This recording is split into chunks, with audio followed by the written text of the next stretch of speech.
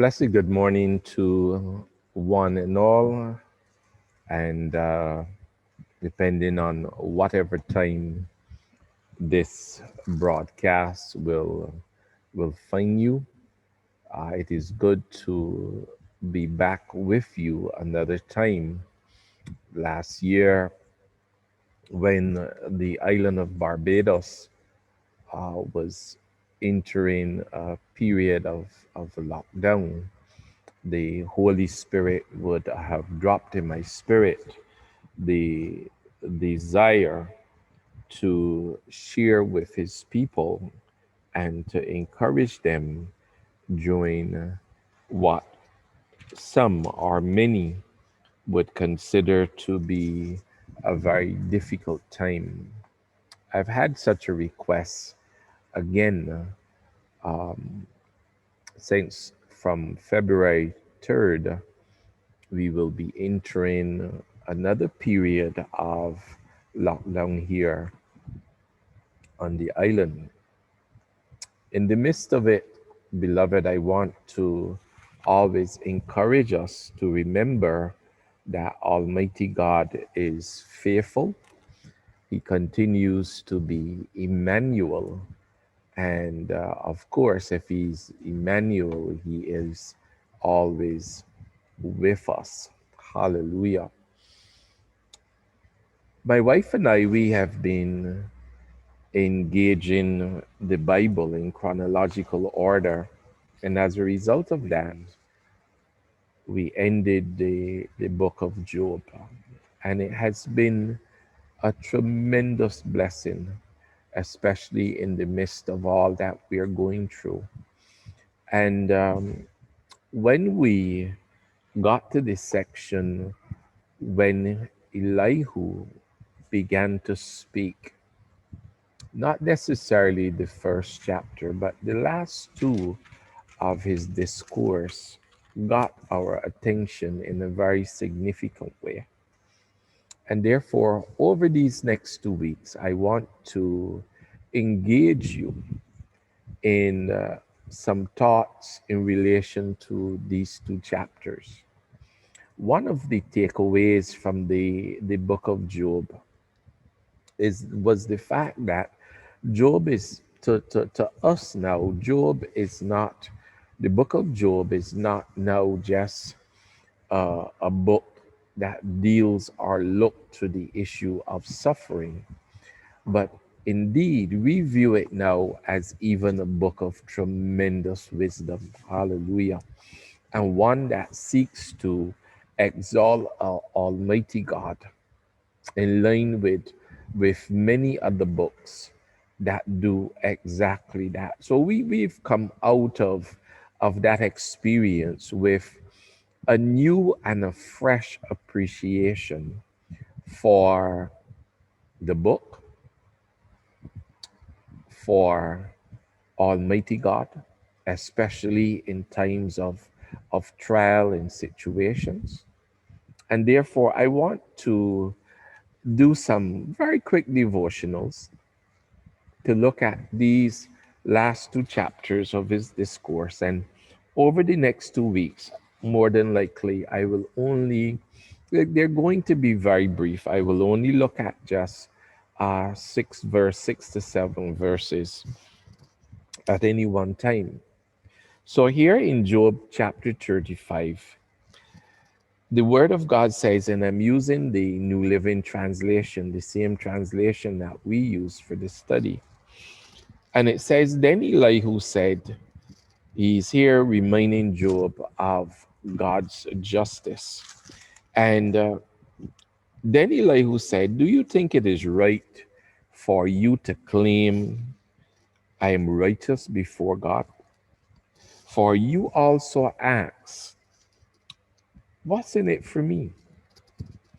What's the use of living a righteous life? I will answer you and all your friends too. Look up into the sky and see the clouds high above you. If you sin, how does that affect God? Even if you sin again and again, What effect will it have on him? If you are good, is this some great gift to him? What could you possibly give him? No, your sins affect only people like yourself, and your good deeds also affect only humans. Father, this is your word, and you promise it would never return to you void. I commit it into your hands to do as ye see fit. And I want to thank you even now for what you will do in and through this brief devotional. Lord, I just want to give you honor. I just want to give you glory. And I just want to give you praise this morning in the name of Jesus.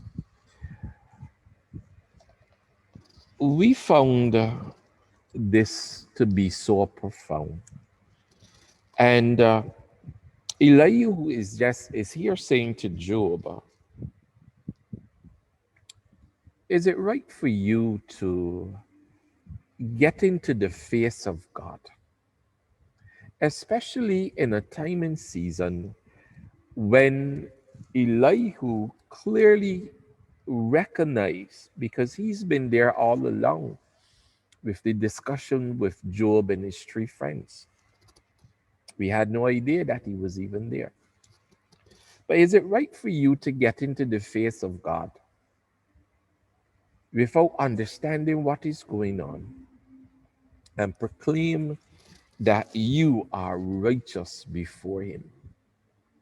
And I want to say to us this morning, in the context of this life, we do not always know, we do not always understand. And that is one of the things that will continue to come out in these devotionals. We don't always understand how God is working out His will and His purpose.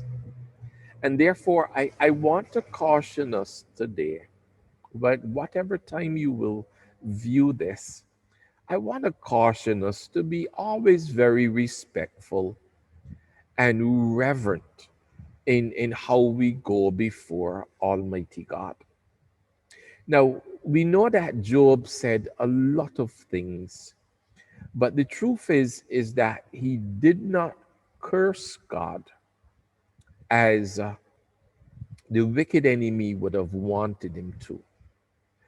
But we came to the understanding, my wife and I, that from a human perspective, we can understand how Job would have been driven to make certain sentiments and statements concerning his desire not to have been born and all manner of stuff. Because we too, if we had to face the tremendous and horrendous trial that Job was going through,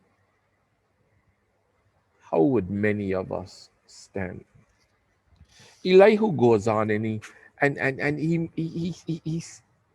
queries what I believe is a very profound question, especially in the time and season in which we live. And I think that that is where the challenge for a lot of people exists today. And that is why many of them, and I don't know who they are, but this is why I believe that many persons who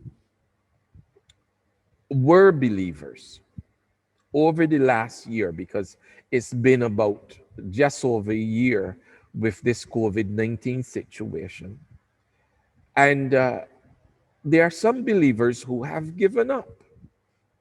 They've given up because they don't understand why God is not intervening. Why is God not doing anything? Or it appears as though He's not doing anything. And therefore, Elihu here says to Job in verse 3, for you also ask, What's in it for me? What's the use of living a righteous life? And I know, I believe in my spirit, Shadabasiko Yedebo Santo, that is a part and parcel of the challenge that so many people have. Does it make sense being righteous? Does it make sense ah, living a life for God?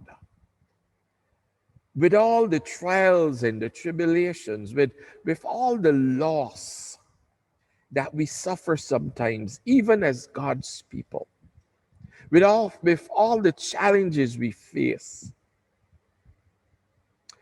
when we factor in the highs and the lows of this life, is it worth it? Is it worth it? And I don't want to answer that question just yet. But I would like for you to ponder on this.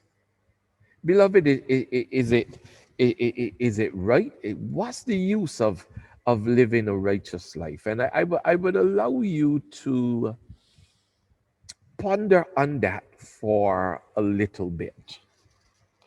Elihu went on and he says, I will answer you and all your friends too. Look at creation. Hallelujah, Jesus. Look up in the sky. See the clouds high above you.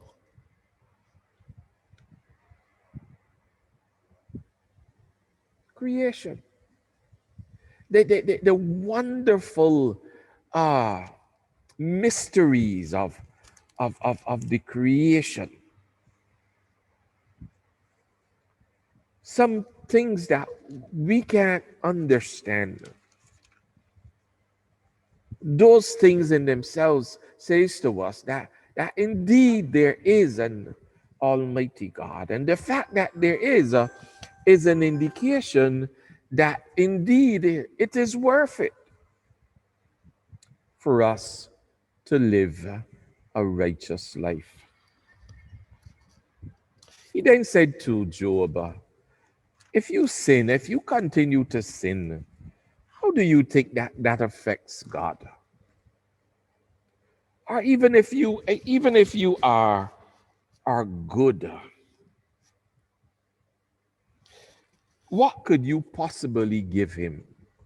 And I want us to understand something today, beloved. I want us to understand that in the context of even when, let's say, Christians our leaders fall, of course the body of Christ takes a hit. But at the end of the day, does it make God less than who he is? Does it dismiss God? Does it cancel him? Because at the end of the day, those persons who we would say walk away from him or sinful behavior has caused them to fall, at the end of the day, they paid their consequences. It has a ripple effect, and this is the sad part of sin. It has a ripple effect on those uh, around them, obviously. But at the end of the day, yes, the body of Christ may take a hit, but God remains sovereign. He remains God.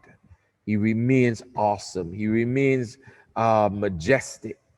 Nothing subtracts, or I would say even adds to God, whether it is good or evil. Because we have to understand that even when we do good, we cannot do good for the reason of trying to score what I usually refer to as bunny points with God. If we are going to do good, let us do good for the sake of the gospel, for the sake of doing good. But you're not going to impress God with your goodness if that is what you believe or what your aim in the midst of that goodness really is. We can't add or subtract from who God says He is. Hallelujah, Jesus. And therefore, Elihu closes off. And he says in the first 8 verses, he says, no, your sins affect only people like yourself, and your good deeds also only affect only humans. And we know, if we're given to charity and all manner of stuff, we know how God will look down upon those realities.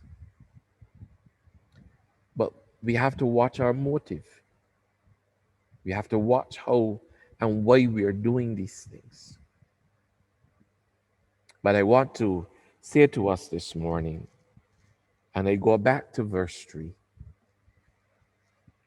what's the use of living a righteous life? What is in it for you? Beloved, there's nothing like serving Almighty God, regardless of what is taking place around us. I want to challenge us today. Don't give up on God. Don't turn your back on Him. Because at the end of the day,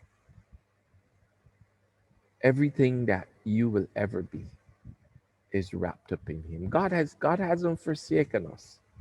He hasn't forgotten us. He hasn't kicked us to the curb. He's well aware of what is going on.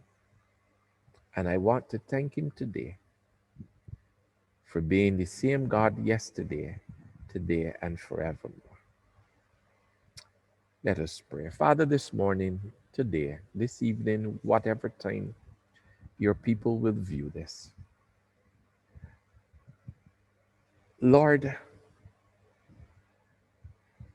only you, only you, Father God. I come against the spirit of discouragement even now in the name of Jesus. Lord, I bind every spirit that is not of you. I pray today, Father God, that as I share these devotionals over this next 2 weeks, that Father, you will minister to your people in a powerful and a mighty way. Lord, I know across the world there will be those who will be doing likewise. And I pray that your anointing will rest upon each and every one of us in the name of Jesus. Beloved, we can do this. We can get through this trying time.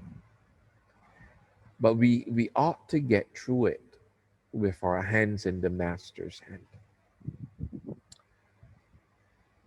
Is there a use of living a righteous life?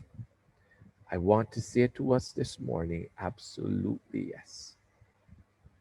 Absolutely yes. Don't give up.